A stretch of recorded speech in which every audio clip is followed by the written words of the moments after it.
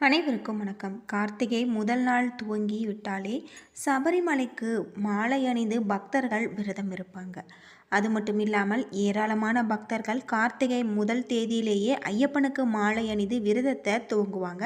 சபரிமலைக்கு மாலை அணியும் பக்தர்கள் எந்த நேரத்தில் எந்த முறையில் மாலை அணிந்து தங்களின் விரதத்தை துவங்க வேண்டும், மாலை அணியும் போது என்னென்ன நம்ம செய்யணும், என்னென்ன செய்யக்கூடாது அப்படிங்கிறத பற்றி முழுமையாக தெரிஞ்சுக்கலாம். இந்த வீடியோ ரொம்பவே பயனுள்ளதாக இருக்கும். அதனால் வீடியோவை கடைசி வரைக்கும் ஸ்கிப் பண்ணாமல் பாருங்கள்.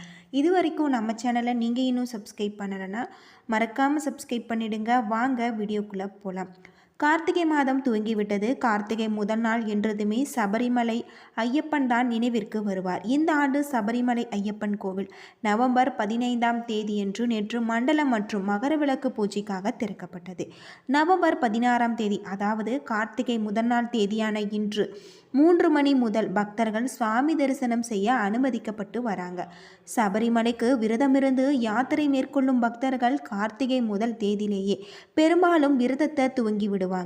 குருசாமி கையால் துளசி மாலை அணிந்துதான் ஐயப்ப விரதத்தை துவங்க வேண்டும் என்பது நியதி. முதல் முறையாக சபரிமலைக்கு மாலை அணியும் பக்தர்கள் கருப்பு உடை அணிந்து பல வருடங்களாக சபரிமலை சென்றவர்கள் காவி நீலம் நிறங்களில் உடை அணிந்து விரதம் இருக்க வேண்டும். சபரிமலைக்கு மாலை அணிவதற்கு நல்ல நேரம் எதுவும் பார்க்க வேண்டியதில்லை. இந்த ஆண்டு முருகப்பெருமானுக்குரிய கிருத்திகை நட்சத்திரம் அன்று கார்த்திகை முதல் தேதி துவங்குவதால் மாலை அணிவதற்கு நல்ல நேரம் பார்க்க வேண்டியதில்லை. குருசாமியிடம் ஆலோசனை பெற்று அவர் வழிகாட்டுதலின்படி அவர் கூறும் நேரத்தில் மாலை அணிந்து விரதத்தை துவங்கலாம். உறுதியான கம்பினால் செய்யப்பட்ட துளசி மாலையை வாங்கி ஐயப்பன் திருவடிகளை வைத்து பூஜை செய்து வழிபட்ட பிறகு மாலை அணிந்து கொள்ள வேண்டும். ஒரு மாலை அணிந்தாலே போதுமானது. துணை மாலை அணிய வேண்டும் என்ற எந்த கட்டாயமும் இல்லை. முதல்ல குலதெய்வத்தையும் பிறகு விநாயகப் பெருமானையும் மனதார வேண்டிக் கொண்டு சுவாமி ஐயப்பனை மனமுருகி வேண்டு மாலை அணிய வேண்டும். குருசாமி முன்பு மண்டியிட்டு மாலை அணிந்து நம்ம மேற்கொள்ள வேண்டும். அது மட்டும் இல்லாமல் ஐயப்பனுடைய மந்திரங்களை நம்ம உச்சரிப்பது ரொம்பவே நல்லது அப்படின்னு சொல்லப்படுது. ஐயப்ப பக்தர்களுக்கு மாலை அணிந்து விரதம் இருக்கும் பக்தர்கள் முறையாக விரதம் இருந்து ஐயப்பனை வழிபடுவதால் வாழ்க்கையில் இருக்கக்கூடிய அனைத்து விதமான பிரச்சனைகளும் தீரும் அப்படின்னு சொல்லப்பட்டு இருக்கு. மாலை அணியும் பக்தர்கள் சபரிமலை ஐயப்ப பக்தர்கள் 48 நாட்கள் விரதத்திற்கு பிறகு இருமுடி கட்டிக்கொண்டு காடு மேடு 6 மலை கடந்து சபரிமலை நோக்கி பயணம் மேற்கொள்வாங்க. அவ்வாறு கல்முள் கடந்து சென்று ஐயப்பனை தரிசிக்கும் பக்தர்களுக்கு தீரான பிரச்சனைகள் அனைத்துமே தீரும் என்பது ஐதீகம்.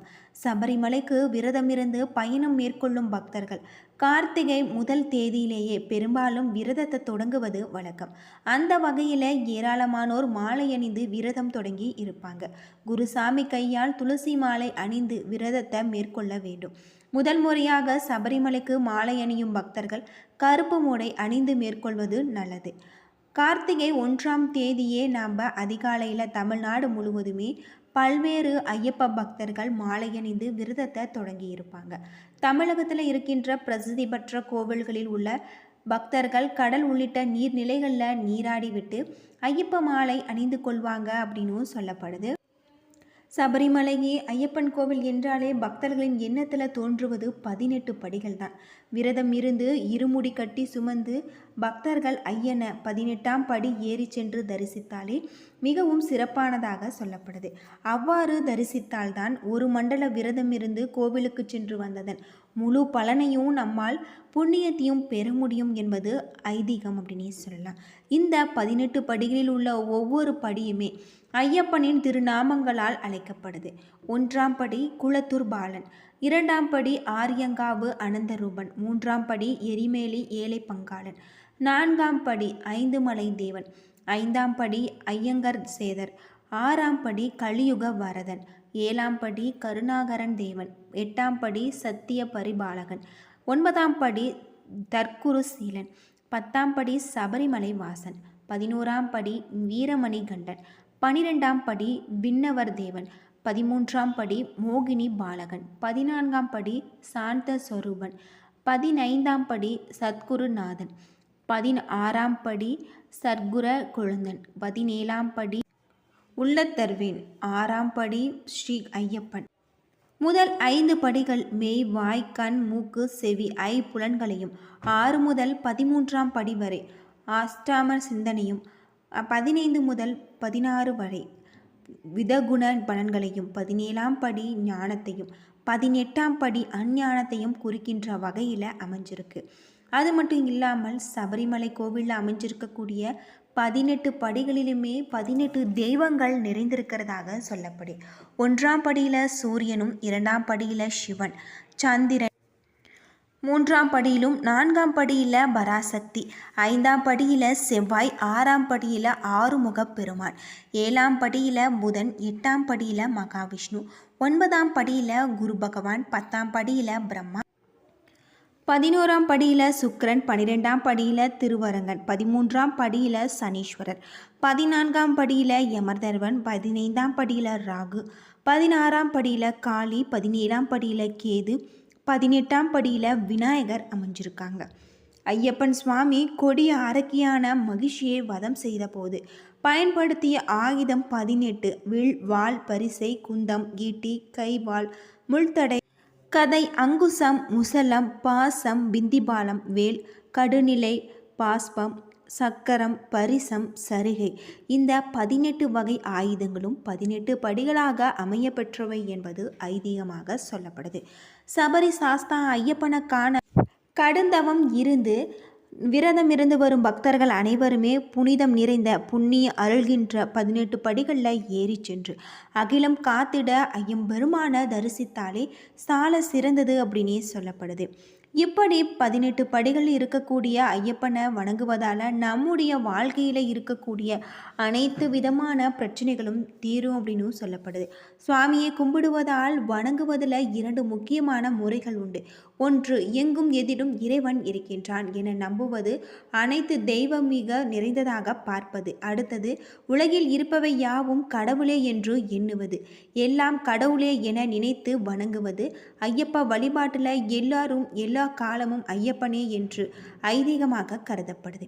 இதனால தான் ஐயப்ப பக்தர்கள் எல்லோரையுமே அந்த ஐயப்பனாக பாவித்து சுவாமி என்று அழைக்கிறாங்க. விலங்கு, பறவை போன்றவற்றையும் கூட ஐயப்ப பக்தர்கள் சாமியாக பாவித்து வராங்க. எல்லா தெய்வமுமே என்கின்ற உயர்ந்தவர், தாழ்ந்தவர், உள்ளவர், அற்றவர் என்பது உள்ளிட்ட எந்த பேதமும் பக்தர்களுக்கு இடையே இருக்காது. தெய்வத்தின் முன் அனைவரும் சமம் என்னும் நிலவே அப்படின்னு சொல்லப்படுது. இப்படி நாம் விரதமிருந்து ஐயப்பனை வழிபடுவதால் நம்முடைய வாழ்க்கையில் இருக்கக்கூடிய பிரச்சனைகளுக்கு தீர்வு கிடைக்கும். பொதுவாக ஐயப்ப பக்தர்கள் நெய், தேங்காயை கொண்டு வருவதற்கான காரணமும் இருக்குது. தேங்காய் என்பது நம் உடம்பு, நெய் என்பது நம் ஆத்மா. தேங்காயில் நெய் நிரம்பி இருமுடியாக வைத்து படியேறி பகவானை தரிசனம் செய்து பின்னர் நம் குருசாமியால் கையால் அந்த தேங்காயை உடைத்து நெய் அபிஷேகம் செய்யும் நம் ஐயப்பனை நோக்கி ஒரு படி மேல் நோக்கி செல்கிறோம்.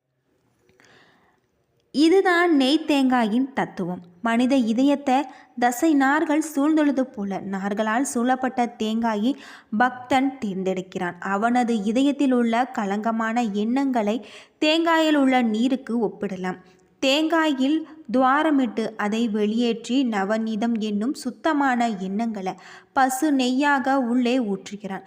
தேங்காயின் துளை அடைத்து ஐயப்பனின் திருவடியை மனதில் நினைத்து தலையில் வைக்கின்றான். பக்தியுடன் சரணம் கூறி சுமந்து செல்கின்றாங்க.